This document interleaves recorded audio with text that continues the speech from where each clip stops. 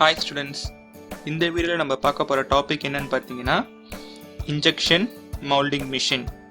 அதில் first question, explain about the injection moulding process with a sketch. இது வந்து பார்த்தீங்கன்னா 2 மார்க்கில் கேட்கலாம், இல்லைனா 3 மார்க்கில் கேட்கலாம். அதில் first point, this is the most common method used for molding thermoplastic. நம்ம முன்னாடி பார்த்த எக்ஸ்ட்ரூடரை விட இந்த இன்ஜெக்ஷன் மவுல்டிங் ப்ராசஸ் தான் மோஸ்ட்டாக எல்லா இண்டஸ்ட்ரீஸ்லையும் யூஸ் பண்ணுவாங்க. முன்னாடியே சொன்ன மாதிரி தெர்மோபிளாஸ்டிக்ஸ் தான் மவுல்டிங் ப்ராசஸ்க்கு யூஸ் பண்ணுவாங்க. Next, in this granulated materials is fed from a hopper in a measured amounts to the heating zone chamber where it is become as a fluid. இதில் என்ன சொல்லியிருக்காங்கன்னா, நம்ம முன்னாடியே சொன்ன மாதிரி தான் இந்த பிளாஸ்டிக் மெட்டீரியல்ஸ் இல்லைனா பிளாஸ்டிக் கிரானுவல்ஸ் இல்லை பிளாஸ்டிக் பவுடர் இது என்ன பண்ணுவாங்க, மேலேருந்து ஹோப்பர் மூலிமா இந்த உள்ளே இருக்க ஹீட்டிங் சேம்பரில் கொட்டுவாங்க. இந்த ஹீட்டிங் சேம்பரில் என்ன ஆகும்னா, அந்த பிளாஸ்டிக் மெட்டீரியல்ஸ் நம்ம கொட்டினது என்ன ஆகும், ஃப்ளூயிட் அதாவது லிக்விட் ஸ்டேட்டுக்கு கன்வெர்ட் ஆகிரும். அதான் இந்த பாயிண்ட்ல சொல்லியிருக்காங்க.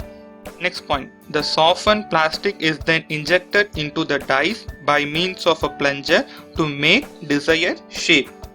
இந்த பாயிண்ட் என்ன சொல்லியிருக்காங்கன்னா, நம்ம ஹீட் பண்ணுறதுனால நம்ம ஹோப்பர் மூலிமா கொட்டின பிளாஸ்டிக் என்ன ஆகுனா சாஃப்ட் ஆகி லிக்விட் ஸ்டேட்டுக்கு மாறிடுது. அது என்ன பண்ணுவாங்கன்னா, ஒரு பிளஞ்சர் மூலிமா ப்ரெஷர் கொடுத்து டை வழியாக சென்ட் பண்ணுவாங்க. டை வழியாக சென்ட் பண்ணும்போது நம்ம ரெக்வயர்ட் ஷேப் நம்மளுக்கு தேவையான ஆப்ஜெக்ட் கிடைச்சிரும்.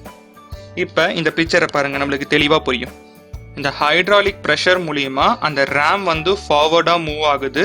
அப்போ வந்து பார்த்தீங்கன்னா ஹோப்பர் மூலிமா கொட்டின பிளாஸ்டிக் மெல்ட் ஆகி இருக்கிறதுனால அது அந்த ப்ரெஷரை எடுத்துக்கிட்டு ஃப்ரண்ட்டில் மூவ் ஆகி நம்மளுக்கு தேவையான மவுல்டில் போய் ஃபில் ஆயிரும். இதுக்கு பேர் தான் இன்ஜெக்ஷன் மவுல்டிங் ப்ராசஸ். இதுக்கு வந்து எக்ஸாம்பிள் பார்த்தீங்கன்னா நம்மளோட சிரஞ்ச். நம்ம சிரஞ்ச் என்ன பண்ணுவாங்க, ஃபர்ஸ்ட் ஃபுல்லாக மருந்தை ஃபில் பண்ணிப்பாங்க. ஃபில் பண்ணிட்டு உள்ளே இருக்க அந்த க்ரீன் கலரில் காமிச்சிருக்காங்கல்ல, அதுதான் பிளஞ்சர்னு சொல்லுவாங்க. இப்போ அதை நம்ம ப்ரெஷர் கொடுக்கறதுனால என்ன ஆகுது, அந்த நீடில் வழியாக தேவையான அமௌண்ட் ஆஃப் பிளாஸ்டிக் மாதிரி இருக்கிறது வெளியே வருது. இதுக்கு பேர் தான் இன்ஜெக்ஷன் மவுல்டிங். அப்போ என்ன பண்ணுறாங்க, அந்த வெளியே வந்த பிளாஸ்டிக்கை தேவையான மவுல்டில் சென்ட் பண்ணால் அது அந்த ரெக்வயர்ட் ஷேப்புக்கு சேஞ்ச் ஆயிரும். இது வந்து பார்த்தீங்கன்னா ஒரு best example. Types of injection moulding. Injection மவுல்டிங்ல நிறைய டைப்ஸ் இருக்கு. அதில் ஃபர்ஸ்ட் வந்து பார்த்தீங்கன்னா plunger type injection moulding. Second வந்து பார்த்தீங்கன்னா reciprocating screw type injection moulding. Third வந்து பார்த்தீங்கன்னா structural foam injection moulding. Fourth வந்து பார்த்தீங்கன்னா சாண்ட்விச் இன்ஜெக்ஷன் மவுல்டிங். ஃபிஃப்த் வந்து பார்த்தீங்கன்னா கேஸ் இன்ஜெக்ஷன் மவுல்டிங். இப்போ நம்ம பிளஞ்சர் டைப் இன்ஜெக்ஷன் மவுல்டிங்கை பிரீஃபாக பார்ப்போம். Next question, explain the plunger type injection moulding process with a sketch. இது வந்து பார்த்தீங்கன்னா ஒரு இம்பார்ட்டன்ட் 5 மார்க் கொஸ்டின். 10 மார்க்ல இந்த கொஸ்டினை கேட்கலாம். Working principle. அதில் first point, in this granulated materials is fed from a hopper in a measuring amounts to the heating zone chamber. நம்ம முன்னாடி பார்த்த மாதிரி தான் இன்ஜெக்ஷன் மவுல்டிங்ல என்ன பார்த்தோமோ அதே தான் திருப்பி பார்ப்போம். இதில் என்ன பண்ணுவாங்கன்னா, நம்மளுக்கு தேவையான பிளாஸ்டிக் மெட்டீரியல்ஸை ஹோப்பர் வழியாக ஹீட்டிங் ஜோன் சேம்பரில் கொட்டுறாங்க அப்படின்னு சொல்லி இந்த ஃபர்ஸ்ட் பாயிண்ட்ல சொல்லியிருக்காங்க. Next, where it became as a fluid, then the softened plastic is injected to the dies by means of plunger. இப்போ அதை நம்ம ஹீட்டிங் சேம்பரில் கொட்டியாச்சு. கொட்டின உடனே அந்த பிளாஸ்டிக்ஸ்லாம் என்ன மாறிடும், ஒரு லிக்விட் ஸ்டேட்டுக்கு மாறிடும். அந்த சாஃப்டான பிளாஸ்டிக் என்ன பண்ணுவாங்க, ரேம் இல்லைனா பிளஞ்சர் மூலிமா ஒரு ப்ரெஷர் கொடுக்கறதுனால அந்த ப்ரெஷரை எடுத்துக்கிட்டு ஃப்ரண்ட்டில் மூவ் ஆகி டையில் போய் ஃபில் ஆகும் the molten plastic. Next point, the injection pressure force the fluid to the die. நம்ம கொடுத்த ப்ரெஷர்னால அந்த மோல்டன் பிளாஸ்டிக் வந்து பார்த்தீங்கன்னா டைக்குள்ள ஃபில் ஆக ஆரம்பிக்கும். Next point, injection molding dies are under water cooled to solidify the molten plastic material until the material reaches solid state. இந்த point என்ன சொல்லியிருக்காங்கன்னா, நம்ம டைல வந்து பார்த்தீங்கன்னா 2 பார்ட்ஸ் இருக்கும். ஒன்று பார்த்தீங்கன்னா ஃபிக்ஸ்டு டை, இன்னொரு பார்த்தீங்கன்னா மூவபிள் டை. ஃபிக்ஸ்டு டை வந்து பார்த்தீங்கன்னா அந்த பிளஞ்சரோட எண்ட்லேயே இருக்கும். மூவபிள் டை வந்து பார்த்தீங்கன்னா ஃப்ரண்ட் அண்ட் பேக்கில் மூவ் ஆகிட்டு இருக்கும். இந்த மூவபிள் டைல தான் என்ன ஆகும், எனக்கு வாட்டர் ஃப்ளோ ஆகிட்டே இருக்கும்.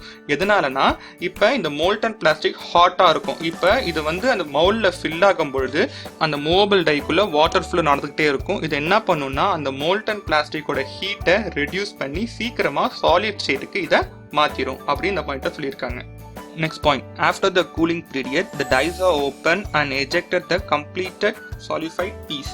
இந்த பாயிண்ட் என்ன சொல்லியிருக்காங்கன்னா, அந்த மூவபிள் டைஸ்ல மூவ் ஆன வாட்டர் வந்து பாத்தீங்கன்னா இந்த மோல்டன் பிளாஸ்டிக்கை கூல் பண்ணிடும். இப்போ அந்த பிளாஸ்டிக் கூல் ஆன உடனே அது ஒரு ரெக்வைட் ஷேப்க்கு வந்துடும். ரெக்வைட் ஷேப்க்கு வந்த உடனே இந்த டை மூவ் ஆகி அது உள்ள இருக்க சாலிட் பீஸை வந்து பாத்தீங்கன்னா வெளியே தள்ளிடும். நம்மளுக்கு தேவையான பீஸை நம்ம வெளியே எடுத்துக்கலாம். Next diagram. நான் மொத்தம் 2 டயக்ராம் கொடுத்துருக்கேன். அதில் ஃபர்ஸ்ட் வந்து பார்த்தீங்கன்னா கொஞ்சம் டீட்டெயிலாக இருந்த டயக்ராம், கொஞ்சம் என்னால் வரைய முடியும்னு நினச்சவங்க பார்த்தீங்கன்னா ஃபர்ஸ்ட் டயக்ராம் வரைச்சிக்கோங்க. இல்லை எனக்கு கொஞ்சம் டயக்ராம் கஷ்டம், வரையறதுக்கு கஷ்டமாக இருக்குன்னு நினைக்கிறவங்க செகண்ட் இருக்க டயக்ராம் ட்ரை பண்ணலாம். Next advantages. அதில் first point, complicated shapes of a various size of a product can be produced. இந்த பாயிண்ட் என்ன சொல்லியிருக்காங்கன்னா, என்னால் காம்ப்ளிகேட்டட் ஷேப்ஸ், அதாவது நம்மளால கையால் செய்ய முடியாதது, அதாவது மெஷினிங் மூலிமா செய்ய முடியாத ப்ராடக்ட் வந்து பார்த்தீங்கன்னா நான் வந்து பார்த்தீங்கன்னா இந்த இன்ஜெக்ஷன் மோல்டிங் ப்ராசஸ் மூலிமா நான் செய்யலாம் அப்படின்னு சொல்கிறாங்க.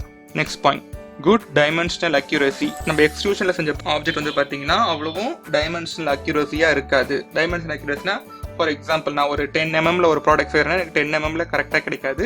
ஒன்று 9.9 இல்லை 9.8 கிடைக்கும். ஆனால் இன்ஜெக்ஷன் மூலம் நான் செஞ்ச ப்ராடக்ட் 10 mm செஞ்சேன்னா எனக்கு 10 mm அக்யூரேட்டாக கிடைக்கும் அப்படின்னு சொல்கிறாங்க.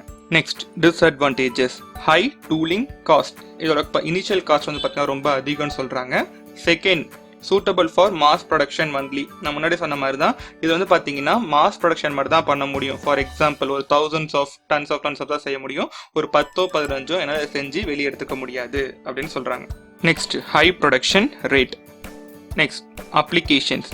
Injection moulding is used to create many things such as one-piece chair, bottle caps, storage container, small tables, pocket comb, gears, toys etcetera.